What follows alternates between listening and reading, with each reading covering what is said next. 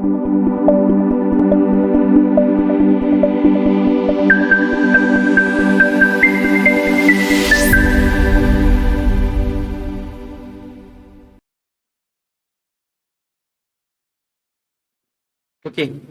so hello and welcome back to Anais Academy. 13th August 2024 Hindu analysis ആണ് നമ്മൾ നോക്കാൻ പോകുന്നത്. So moving on to the front page. Front പേജിൽ നമുക്ക് ഒരേ ഒരു ആർട്ടിക്കിൾസ് മാത്രമേ ഫോക്കസ് ചെയ്യാനുള്ളത്. Ration shops in the Nilgiri fortified to keep elephants and bears at bay. So ഇതൊരു മാൻ അനിമൽ കോൺഫ്ലിക്റ്റ് ബന്ധപ്പെട്ടിരിക്കുന്ന ആർട്ടിക്കിൾ ആണ്. ഓക്കെ, ഇതിൽ നമുക്ക് ആർട്ടിക്കിളിന്റെ ക്രക്സ് പോയിന്റ് പറഞ്ഞിട്ടുള്ളത് മാൻ അനിമൽ കോൺഫ്ലിക്ട്സ് ആണ്.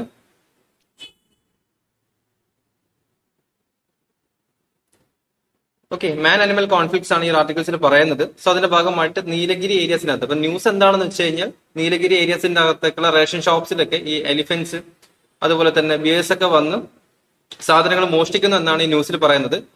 നമുക്ക് UPSC പെർസ്പെക്റ്റീവിൽ നമുക്കിവിടെ മാൻ അനിമൽ കോൺഫ്ലിക്ട്സ്, നീലഗിരിയിൽ ഉണ്ടാകുന്ന മാൻ അനിമൽ കോൺഫ്ലിക്ട്സ് ആണ് നമുക്ക് ആവശ്യമായിട്ടുള്ളത്. ഓക്കെ, ഇപ്പൊ ന്യൂസ് പെർസ്പെക്റ്റീവിൽ നിങ്ങൾ നോക്കേണ്ട ആവശ്യം വരുന്നില്ല. കൂടുതൽ ഫോക്കസ് ചെയ്യേണ്ട എങ്ങോട്ടേക്കാണ്, ഈ മാൻ അനിമൽ കോൺഫ്ലിക്ട്സുകൾ എങ്ങനെയാണ് വരുന്നത്.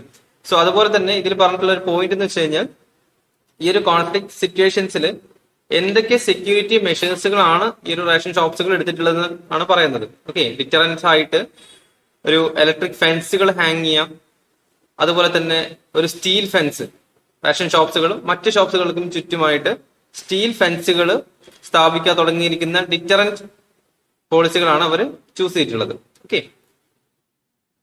ജസ്റ്റ് ആരാധിക്കുന്നത് മാത്രം നോക്കാം. Moving on to news pages.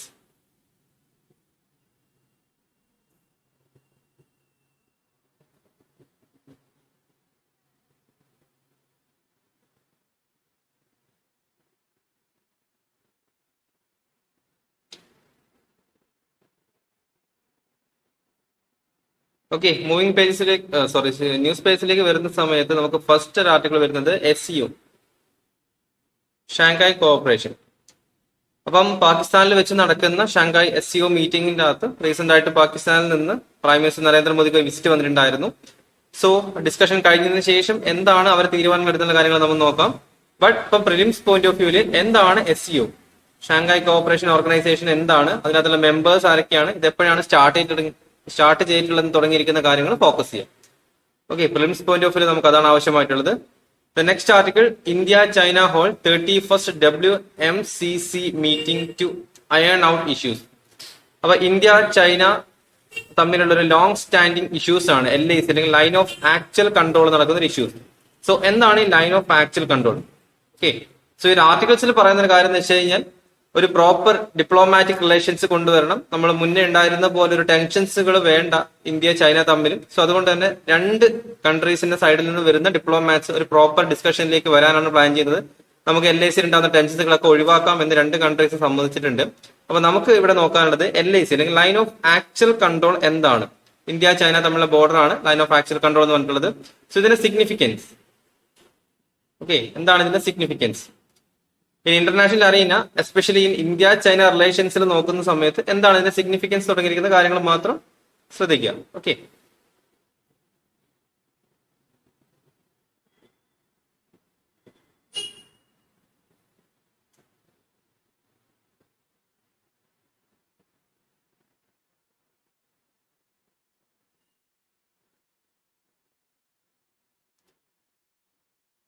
മറ്റ് ആർട്ടിക്കിൾസ് ഒന്നും നമുക്ക് ഇമ്പോർട്ടന്റ് ആയിട്ട് വരുന്നതല്ല. ഓക്കെ, നെക്സ്റ്റ് ഒരു സയൻസ് ആൻഡ് ടെക് ബേസ്ഡ് ആയിട്ടുള്ള ആർട്ടിക്കിൾ ആണ്, especially in defence technology. Submarine Arighaat set to add ballast nuclear triad. അപ്പം INS അരിഹന്തിന് ശേഷം വന്നിട്ടുള്ള ഒരു ന്യൂക്ലിയർ സബ്മറൈൻ ആണ് INS അരിഘട്ട്. സോ എന്താണ് INS അരിഘട്ട്, അതിനകത്തുള്ള സ്പെഷ്യൽ ഫീച്ചേഴ്സുകൾ എന്തൊക്കെയാണെന്നുള്ള കാര്യങ്ങൾ ഇൻ പ്രിലിംസ് പോയിന്റ് ഓഫ് വ്യൂല് നോക്കാൻ ശ്രമിക്കാം. ഓക്കെ, അപ്പൊ റീസെന്റ് ആയിട്ട് ഈ INS അരിഘട്ട് വിശാഖപട്ടണത്തുള്ള പോർട്ടലിൽ വെച്ചിട്ട് ഡിഫൻസ് മിനിസ്റ്റർ രാജ്നാഥ് സിംഗ് അത് കമ്മീഷൻ ചെയ്തിട്ടുണ്ടായിരുന്നു. സോ ഇതിന്റെ പ്രീഡിസർ ആയിട്ടുള്ള അരിഹന്തിനെക്കാട്ടും കുറച്ചുകൂടി അഡ്വാൻസ്ഡ് ആയിട്ടുള്ള ടെക്നോളജീസ് ആണ് INS അരിഘട്ടിൽ ഉപയോഗിച്ചിട്ടുള്ളത്. സോ എസ്പെഷ്യലി നോക്കുകയാണെന്നുണ്ടെങ്കിൽ അറൌണ്ട് ഒരു 6000 ടൺസ് ആണ് ഇതിന്റെ വെയിറ്റ് വരുന്നത്. അതുപോലെ തന്നെ 83 megawatts pressurised light water reactors ആണ്. ദാറ്റ് മീൻസ് എൻറിച്ച്ഡ് യുറേനിയം ഉപയോഗിച്ചുള്ള ഒരു ന്യൂക്ലിയർ സബ്മറൈൻ കൂടിയാണ് ഇതെന്ന് നോക്കുക. Okay, INS അരികട്ടിൽ 83 megawatt pressurised light water reactors ആണ് ഉപയോഗിക്കുന്നത്. ഓക്കെ, നമുക്ക് പ്രിലിംസ് പോയിന്റ് ഓഫ് വ്യൂ മാത്രം ഇത്തരം ഫാക്ടുകളൊന്ന് ഓർത്തിരിക്കാൻ ശ്രമിക്കാം. ദെൻ ഇതിന്റെ ന്യൂക്ലിയർ ഡിറ്ററൻസ് നോക്കുകയാണെന്നുണ്ടെങ്കിൽ അറൌണ്ട് 750 കിലോമീറ്റർ റേഞ്ചിലുള്ള K-15 submarine launched ballistic missile അല്ലെങ്കിൽ SLBM എന്ന് പറയും. Submarine launched ballistic missiles. അതേപോലെ തന്നെ ഏകദേശം 3500 കിലോമീറ്റേഴ്സ് റേഞ്ച് SLBM K4 ഒരു ബാലിസ്റ്റിക് മിസൈൽ ആണ്. സോ അത് അണ്ടർ ഡെവലപ്മെന്റ് ആണ്. അത് ഡെവലപ്മെന്റ് ആയതിനു ശേഷം ഇതിലേക്ക് ഡിപ്ലോയ് ചെയ്യുന്നതായിരിക്കും. ബട്ട് ആസ് ഓഫ് നൗ ഇപ്പം നമുക്ക് നോക്കാനുള്ളത് 750 കിലോമീറ്റേഴ്സ് റേഞ്ചുള്ള K-15 submarine launched ballistic missile ആണ് ഇതിനകത്തുള്ള മെയിൻ ആയിട്ടുള്ള ന്യൂക്ലിയർ ഡിറ്ററന്റ് ആയിട്ട് ഉപയോഗിക്കുന്നത്. അപ്പൊ എന്താണ് INS അരിഗഡ്, അത് കമ്മീഷൻ ചെയ്തിരിക്കുന്ന ഏരിയ തുടങ്ങിയിരിക്കുന്നത് മാത്രം ഫോക്കസ് ചെയ്യാം. പ്രിലിംസ് പോയിന്റ് ഓഫ് വ്യൂ മാത്രം ഫോക്കസ് ചെയ്താൽ മതിയാവും. Next, focusing on the next article.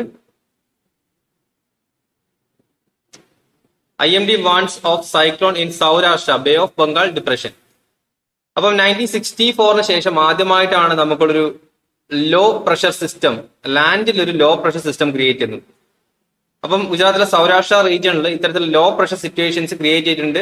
Especially നമുക്ക് നോക്കുകയാണെന്നുണ്ടെങ്കിൽ may be this Friday, actually പറയുകയാണെന്നുണ്ടെങ്കിൽ ഇന്നത്തെ ഒരു ദിവസം അവിടെ ഒരു സൈക്ലോൺ ഉണ്ടാവാൻ സാധ്യതയുണ്ടെന്നാണ് IMD ഫോർകാസ്റ്റ് ചെയ്തിട്ടുള്ളത്. അല്ലെങ്കിൽ ഹെവി റെയിൻ അല്ലെങ്കിൽ ഹെവി ഫ്ലഡ് ഉണ്ടാവാനുള്ള സാധ്യത ഉണ്ടെന്നാണ് റീസെന്റ് ആയിട്ട് IMD ഫോർകാസ്റ്റ് ഉള്ളത്. അപ്പൊ IMD ഈ ഒരു ഫോർകാസ്റ്റുകൾ നോക്കാനുള്ളത് നോർമൽ കണ്ടീഷൻസിൽ നമുക്ക് ലോ പ്രഷർ സിസ്റ്റം ക്രിയേറ്റ് ചെയ്യുന്നത് ഓഷ്യൻ സൈഡിലായിരിക്കും. ബട്ട് ഇൻ 1964 ശേഷമാണ് ആദ്യമായിട്ട് ഒരു ലോ പ്രഷർ ഡിപ്രഷൻസ് ക്രിയേറ്റ് ചെയ്യുന്നത് ഇവിടെ നമ്മുടെ ഈ ഒരു ലാൻഡ് ബേസ്ഡ് റീജിയണിൽ വരുന്നത്. സോ അറേബ്യൻ സൈഡിലുള്ള സൈക്ലോൺസുകൾ ഇവിടെ കൂടിക്കൊണ്ടിരിക്കുകയാണ്.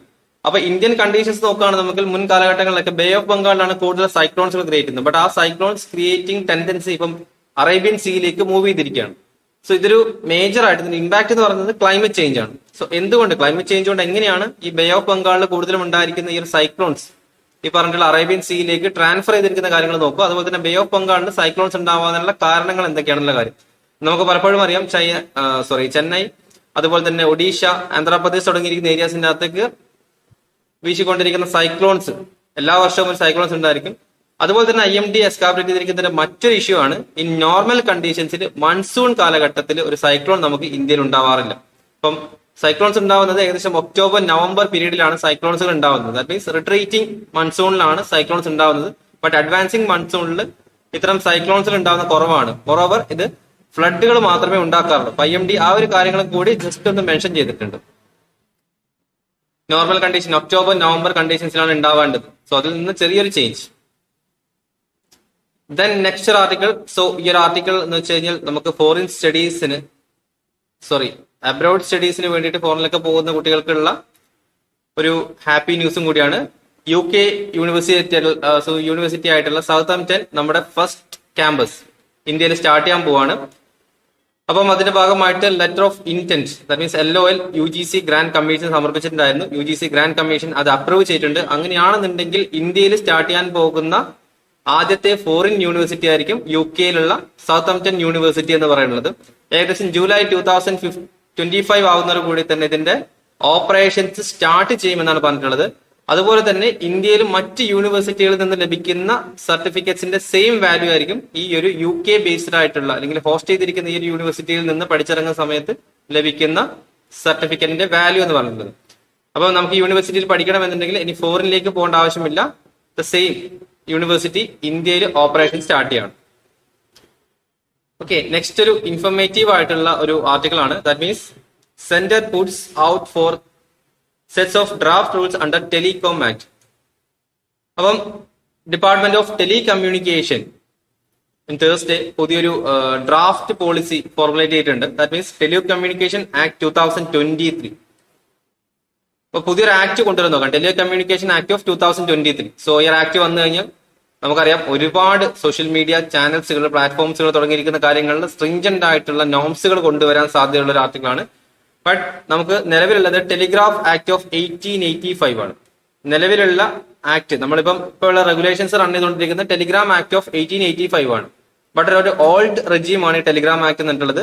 നിലവിലത്തെ സിനാരിയോ അല്ലെങ്കിൽ നിലവിലുള്ള സോഷ്യൽ മീഡിയ ഇൻക്ലൂഷൻസിൽ ഒരു തരത്തിലും ഈ ഒരു ആക്ട് ബാധിക്കുന്നില്ല.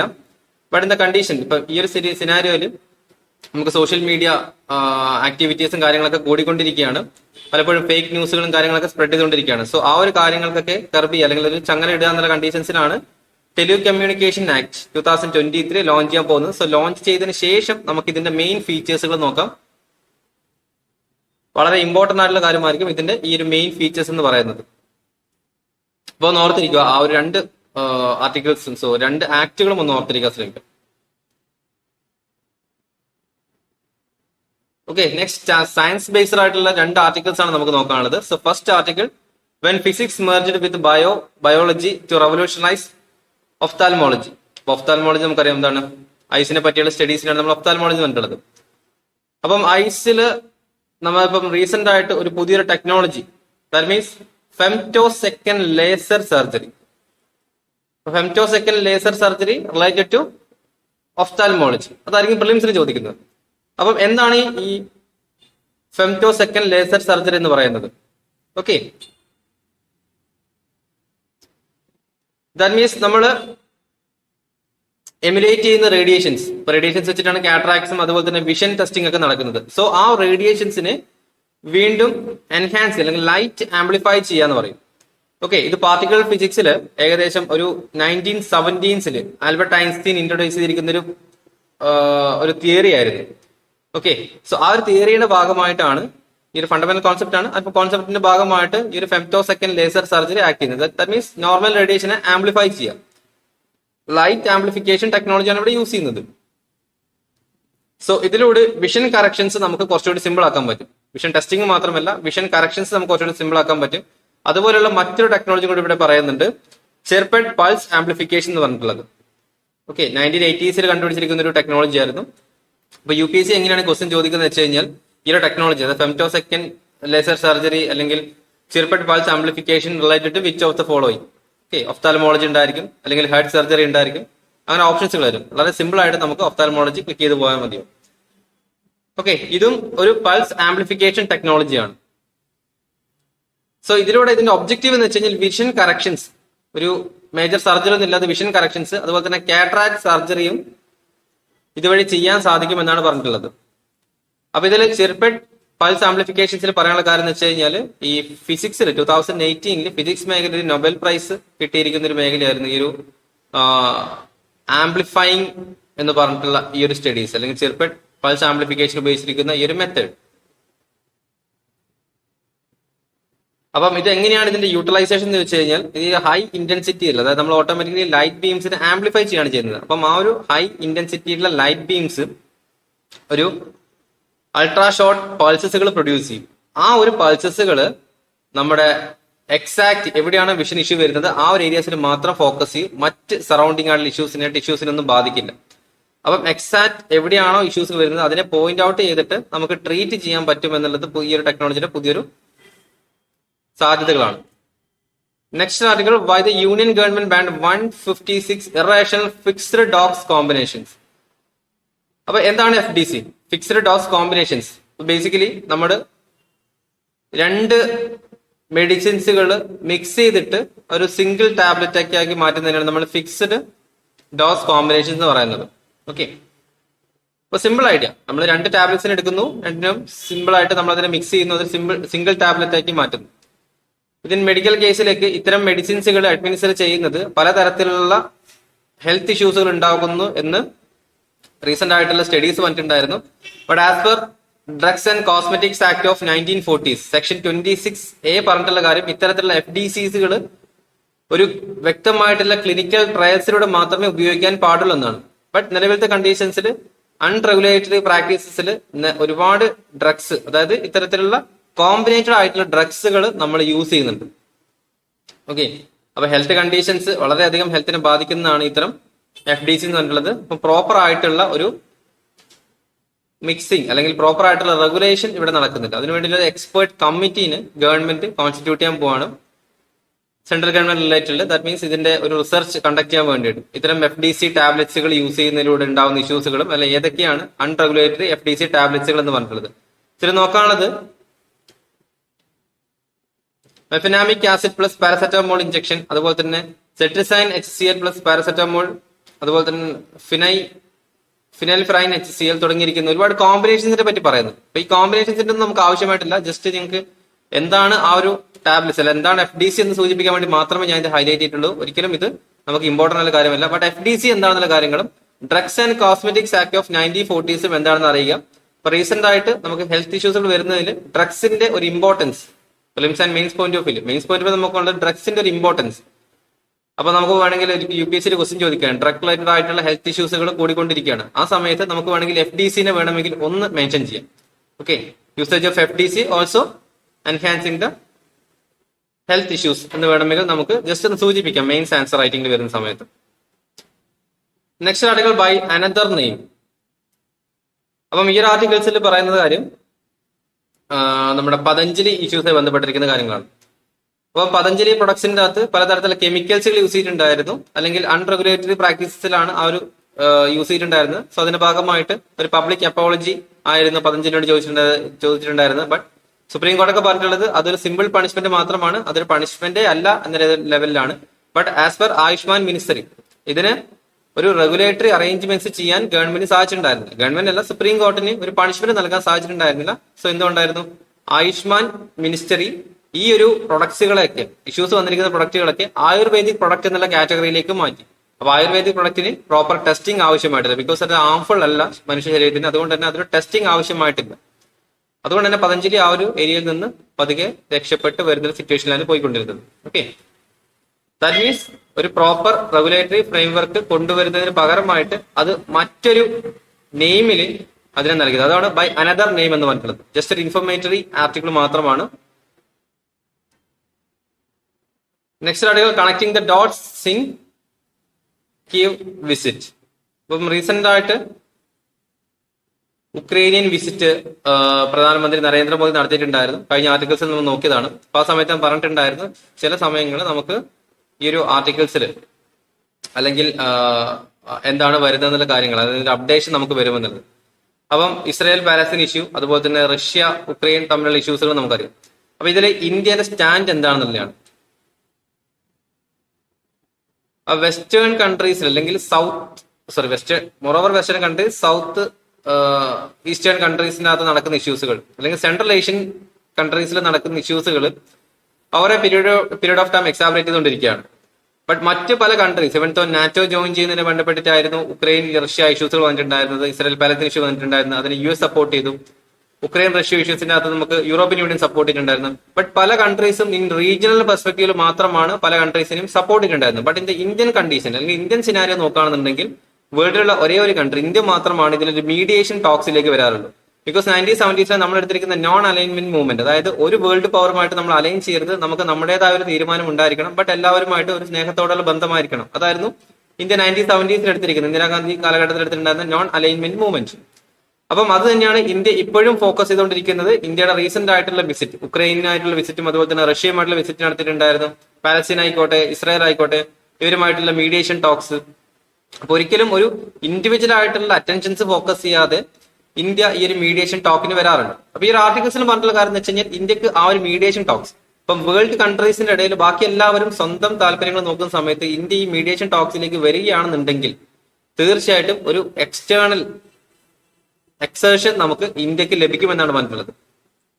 ഓക്കെ, ഒരു സിമ്പിൾ ആർട്ടിക്കിൾ ആണെന്ന് വായിച്ചു നോക്കുക. ദാറ്റ് മീൻസ് ഇന്റർനാഷണൽ റിലേഷൻസിൽ ഇന്ത്യയുടെ ഒരു ഇമ്പാക്ട് എന്താണ്, അല്ലെങ്കിൽ ഇന്ത്യയുടെ ഒരു ഫോക്കസ് പോയിന്റ് എന്താണെന്നുള്ള കാര്യങ്ങൾ അറിയണമെന്നുണ്ടെങ്കിൽ നമ്മൾ ആർട്ടിക്കിൾ ഒന്ന് വായിച്ചു നോക്കണം. ഫാക്ച്വൽ പോയിന്റുകളൊക്കെ കുറവാണ്. ആർട്ടിക്കിളിന്റെ ക്രക്സ് ഇതാണ്, ഇന്ത്യയുടെ ഒരു ഇൻഫ്ലുവൻസ് എങ്ങനെയാണ്, ഒരു മീഡിയേഷൻ ടോക്സിലുള്ള ഇൻഫ്ലുവൻസ് എന്താണെന്നാണ് പറയുന്നത്.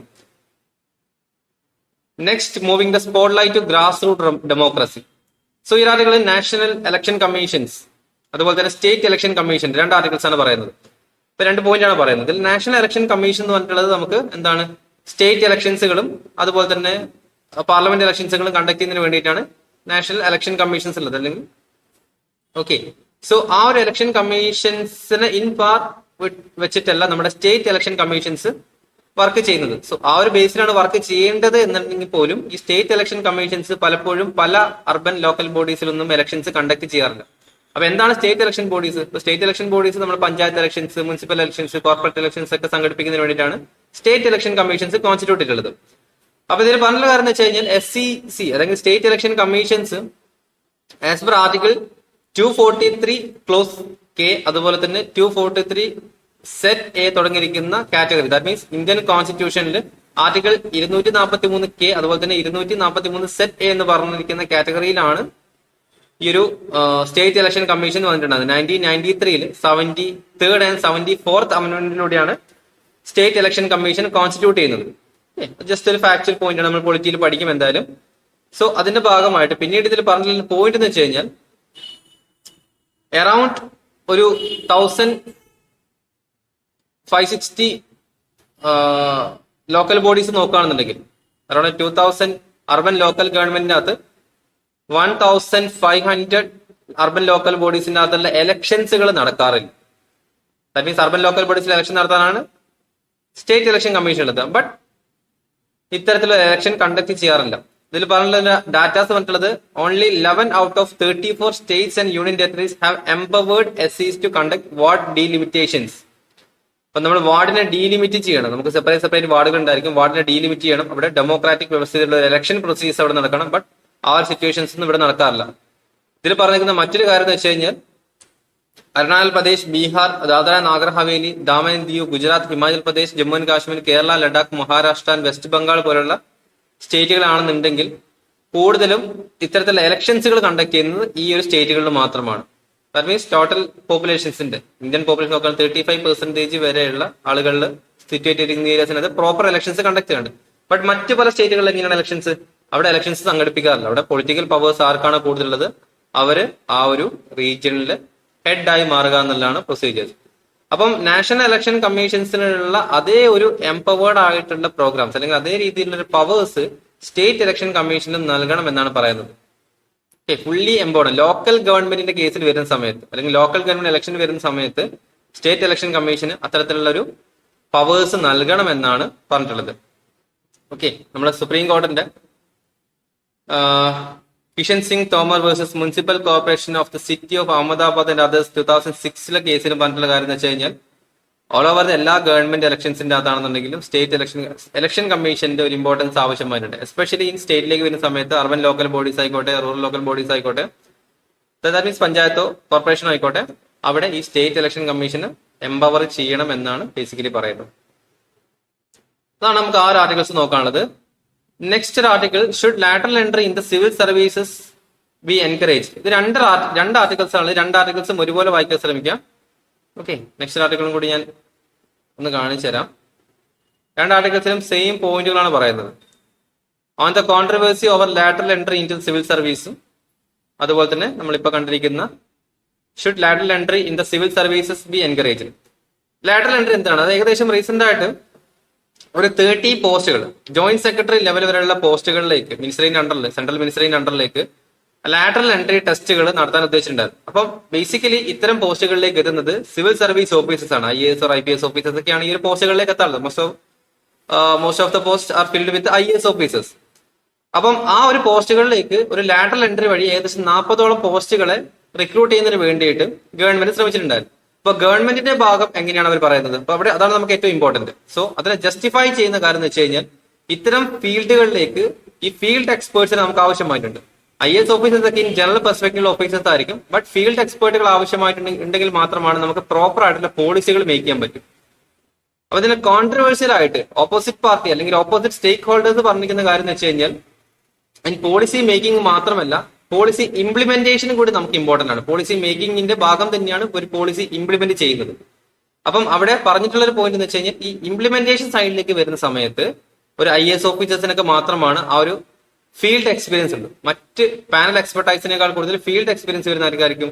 IAS ഓഫീസേഴ്സിനാണ്. സോ ആ ഒരു സിറ്റുവേഷൻസിൽ IAS ഓഫീസേഴ്സ് ആണ് അല്ലെങ്കിൽ ഈ UPSC വഴി ഉള്ള സെലക്ഷൻ പ്രൊസീജിയേഴ്സ് ആണ് കുറച്ചുകൂടി ലെജിറ്റിമേറ്റ് ആയിട്ടുള്ളത്. നിങ്ങളുടെ പോളിസി മേക്കിങ്ങിന് വേണ്ടി മാത്രമായിട്ട് എക്സ്പേർട്സിനെ യൂസ് ചെയ്യാൻ പാടില്ല. അതൊരു പോയിന്റ് ആണ്. രണ്ടാമത്തെ പോയിന്റ് എന്ന് വെച്ച് കഴിഞ്ഞാൽ ഇത്തരത്തിലുള്ള ലാറ്ററൽ എൻട്രി നടത്തുന്നതിലൂടെ എന്താണ് സംഭവിക്കുന്നത്? SC ST അല്ലെങ്കിൽ അതർ ബാക്ക്വേർഡ് ക്ലാസ് കമ്മ്യൂണിറ്റിക്ക് ആവശ്യമായിട്ടുള്ള റിസർവേഷൻ നിങ്ങൾക്ക് അലോക്കേറ്റ് ചെയ്യാൻ സാധിക്കില്ല. അതുമാണ് ഇതിൽ പറഞ്ഞിരിക്കുന്ന നെഗറ്റീവ്. നമുക്കപ്പം ഇതിന്റെ പോസിറ്റീവ് ആൻഡ് നെഗറ്റീവ് സൈഡ്സുകൾ മാത്രമേ ആവശ്യമായിട്ടുള്ളൂ. UPSC ചോദിക്കുന്ന സമയത്ത് should lateral entry is being effective in Indian current scenario എന്നൊക്കെ ചോദ്യം ചോദിച്ചു കഴിഞ്ഞാൽ നമുക്ക് അതിന്റെ പോസിറ്റീവ് വശങ്ങൾ പറഞ്ഞു കൊടുക്കണം, in positive sides and negative സൈഡ്സുകളും പറയാൻ പറ്റണം. ദെൻ അതുപോലെ തന്നെ ഒരു എക്സാമ്പിൾ വേണമെങ്കിൽ പറയാം. സുൽഫിക്കർ അലി ഭൂട്ടോ ഉള്ള സമയത്ത് 1972 ഇതേപോലുള്ള ഫീൽഡ് എക്സ്പേർട്സിനെ പാകിസ്ഥാൻ സിവിൽ സർവീസിൽ റിക്രൂട്ട് ചെയ്തിട്ടുണ്ടായിരുന്നു. ഇപ്പൊ ഫീൽഡ് എക്സ്പേർട്സ് ആവശ്യമായിട്ടുണ്ടെന്ന് പറഞ്ഞാണ് റിക്രൂട്ട് ചെയ്തിട്ടുണ്ടായിരുന്നു. But over A period of time ആ ഒരു എക്സ്പെർട്ടൈസ് ഗവൺമെന്റിന്റെ അധികാരം പിടിച്ചെടുക്കുന്ന ലെവലിലായിരുന്നു. ഇപ്പോഴാണെങ്കിൽ ഇപ്പോഴത്തെ നിലവിലത്തെ കണ്ടീഷൻസിൽ നോക്കുകയാണെന്നുണ്ടെങ്കിൽ പാകിസ്ഥാൻ സിവിൽ സർവീസ് ഭയങ്കര മെസ്ഡ് ആയിട്ടുള്ള സിറ്റുവേഷനിൽ പോയിക്കൊണ്ടിരിക്കുന്ന ഒരു പ്രോപ്പർ ആയിട്ടുള്ള സിറ്റുവേഷനിൽ പോകുന്നില്ല, ഒരു പ്രോപ്പർ സെലക്ഷൻ പ്രൊസീജിയറിൽ പോകുന്നില്ല. അപ്പം അത് നമുക്കിവിടെ മുന്നിൽ എക്സാമ്പിൾ ആണ്. സോ അത് മുന്നിൽ നിർത്തിക്കൊണ്ട് ഇത്തരത്തിലുള്ള ലാറ്ററൽ എൻട്രി നടത്താൻ പാടില്ല എന്നാണ് അതർ സ്റ്റേക്ക് ഹോൾഡേഴ്സ് പറഞ്ഞിട്ടുണ്ടായിരുന്നത്. ഗവൺമെന്റ് അത് ശരിവെച്ചുകൊണ്ട് ഓട്ടോമാറ്റിക്കലി ഈ ഒരു ലാറ്ററൽ എൻട്രി ഡിസ്കറേജ് ചെയ്തിട്ടുണ്ട്. ഗവൺമെന്റ് ആ ഒരു ഓർഡർ ക്വാഷ് ചെയ്ത് കളഞ്ഞിട്ടുണ്ട്. അപ്പൊ നിലവിൽ ആ ലാറ്ററൽ എൻട്രി നടത്തുന്നില്ല. അപ്പം വൺസ് ആ ലാറ്ററൽ എൻട്രി നടത്തി കഴിഞ്ഞാൽ ഓട്ടോമാറ്റിക്കലി നമുക്ക് ഇഷ്യൂസുകൾ വരാൻ സാധ്യതയുണ്ട്. കാരണം UPSC എന്ന് പറഞ്ഞിരിക്കുന്ന ബോർഡിലുള്ള ഇലക്ഷൻ പ്രൊസീജിയേഴ്സ് ഒന്നും നടക്കില്ല. ഓട്ടോമാറ്റിക്കലി ഗവൺമെന്റിന് ആവശ്യമായിട്ട് ആരാണോ ഗവൺമെന്റ് എക്സ്പെർട്ടൈസിന് ഫേവർ ചെയ്യുന്ന ആൾക്കാർ ആരൊക്കെയാണോ അവർക്ക് മാത്രമേ ലഭിക്കുകയുള്ളൂ. അടുത്തൊരു point, analysing the gender budget of 2024 and 25. So first of all പോകുന്ന ആർട്ടിക്കിൾസിലേക്ക് പോകുന്നതിന് മുന്നേ എന്താണ് ജെൻഡർ ബഡ്ജറ്റിംഗ് എന്ന് നോക്കാം. അപ്പൊ gender budgeting basically nothing but gender based ആയിട്ടുള്ള ബഡ്ജറ്റ് അലോക്കേഷൻസ് ആണ്. അപ്പൊ ദാറ്റ് മീൻസ് വുമൺ എംപവർമെന്റ് എത്രത്തോളം ബഡ്ജറ്റ് അലോക്കേറ്റ് ചെയ്യുന്നു, അതുപോലെ തന്നെ മെയിൽ കൗണ്ടർ പാർട്ടിന് എത്രത്തോളം ബഡ്ജറ്റ് അലോക്കേറ്റ് ചെയ്യുന്നു, അതാണ് ജെൻഡർ ബഡ്ജറ്റിംഗ് ബേസിക്കലി ഉള്ള ഐഡിയ എന്ന് പറയുന്നത്. അപ്പം 2024 and 25 നോക്കുന്ന സമയത്ത് നാഷണൽ ആവറേജ് 5% ആണ് ഇതുവരെ നമ്മൾ ജെൻഡർ അലോക്കേഷൻ, എസ്പെഷ്യലി വുമൻസിന്റെ അലോക്കേഷൻ ആണ്. ഇപ്പൊ മെൻ കൗണ്ടർ പാർട്ടിന് ഒരിക്കലും ഒരു അലോക്കേഷൻസ് കാര്യങ്ങൾ നടത്താറില്ല. ബട്ട് വുമൻസിന്റെ പ്രൊട്ടക്ഷൻ, സേഫ്റ്റി തുടങ്ങിയിരിക്കുന്ന കാര്യങ്ങൾക്ക് വേണ്ടിയിട്ടുള്ള അലോക്കേഷൻസ് നാഷണൽ ആവറേജ് എന്ന് പറയുന്നത് 5% ആണ്.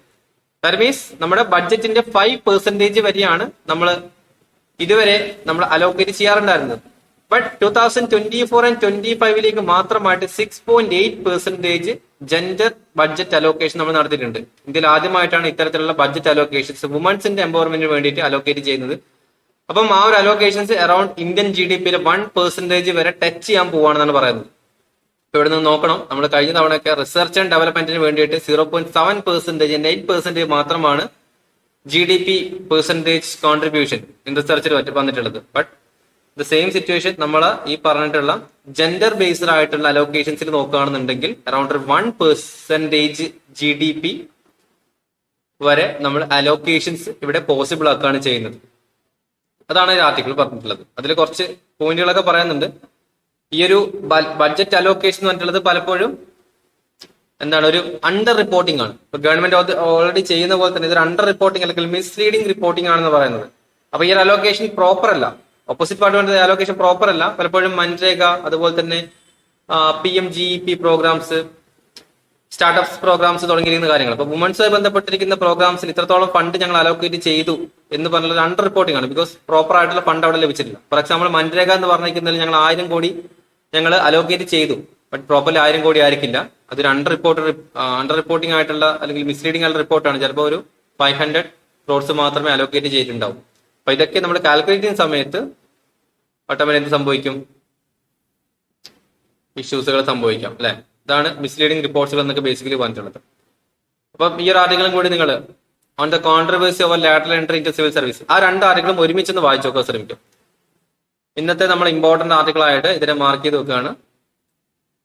ഓക്കെ, സോ ഇതിൽ നിന്നൊക്കെ ഏകദേശം അതിന്റെ പ്ലസ് ആൻഡ് നെഗറ്റീവ്സുകൾ കിട്ടും. സാധാ ആർട്ടിക്കിൾ പോലെയല്ല, അത്യാവശ്യം പോയിന്റുകൾ ഉണ്ട്. അതുകൊണ്ട് ആ ഒരു ആർട്ടിക്കിൾ വായിച്ച് അതിന്റെ നല്ല പ്രോപ്പർ നോട്ട് മേക്ക് ചെയ്യാൻ ശ്രമിക്കാം.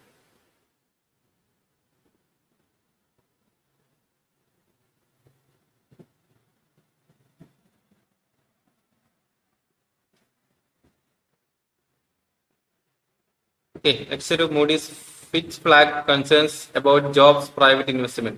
ഇതൊരു മൂഡിയുടെ റിപ്പോർട്ടാണ് പറയുന്നത്. അപ്പൊ റിപ്പോർട്ട് നിങ്ങൾ വായിക്കുന്ന സമയത്ത് ഭയങ്കര കോംപ്ലിക്കേറ്റഡ് ആയിരിക്കും. ഇത് ഇൻ സിമ്പിൾ ടേമിൽ പറയുകയാണെന്നുണ്ടെങ്കിൽ private investment, private investment job ഗ്രോത്തിന് കാരണമാകുന്ന ലെവലിലാണ് പ്രൈവറ്റ് ഇൻവെസ്റ്റ്മെന്റ് നടത്താറുള്ളത്.